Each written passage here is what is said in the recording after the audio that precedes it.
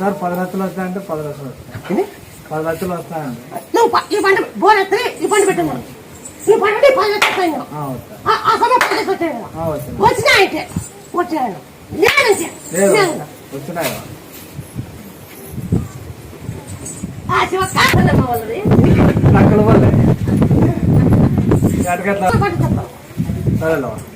లక్షలు 15 లక్షలు వస్తే రూపాయలు ఇద్దాం. అలా నువ్వు ఎట్లా అంటే అట్లా 14 లక్షలు సరేలేవా? 15 లక్షలు పంట చూపిస్తా. సరేలేవా?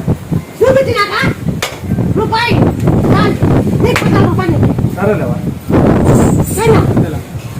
అవన్నీ ఏం చెప్తాను అవన్నీ ఏం చెప్తాను. బిల్డింగ్ కట్టించినావు, రేగులు వేపించినావు, బిల్డింగ్ కట్టించినావు. మళ్ళీ ఇప్పుడు రేగులు గుడికాడికి రేగులు వేపించినావు, కరెంటు పోల్లు కరెంట్కి ఇచ్చినావు, ఆడ బోర్ వేపించినావు, మళ్ళీ వచ్చేసి తాగే నీళ్ళు ఫిల్టర్ నీళ్ళు అది ట్యాంకీ తెప్పించినావు. ఇవన్నీ ఎట్లా వస్తాయి? మేము వస్తాయా? డబ్బులు పెడితేనే కదా. అమ్మాయి చేసి వాళ్ళకి చేసి పని చేసి కూలి అడుగుతాయి. ఆ కూలితే ఇవన్నీ చేసింది అమ్మ. అంతే కదా.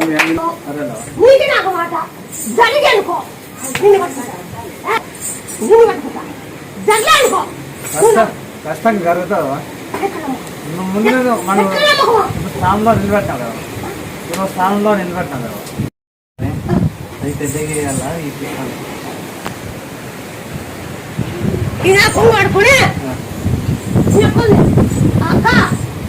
అల్లుడు తెలపం కంటే ఇలా అని చెప్పులు అనుకో నాకుంది అల్లుడు కానీ నువ్వేమంటావు పెళ్ళనే అన్న అల్లుడికి తిరపం కంటే అన్న అల్లుడికి తిరపం కంటే నడుకోవాలి. నువ్వు మేకుంది అక్క నీ అల్లుడికి తిరపం కంటే మేకులు కానీ నా కాపుడికి నమ్మకొనికి ఎన్నేళ్ళకి 10 సంవత్సరాల తర్వాత అంటే పిల్లలు ప్రతి ఒక్కరు చనిపోతుండే.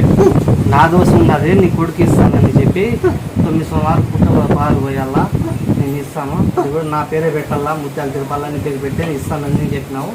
ఆ మాట ప్రకారమే నువ్వు నెగ్గించుకున్నావు, కొడుకు ఇచ్చినావు, నీ పేరే పెట్టానమ్మా.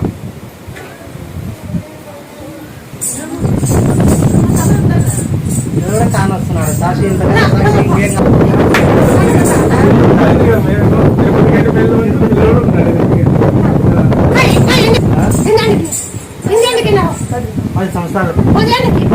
పది సంవత్సరాలు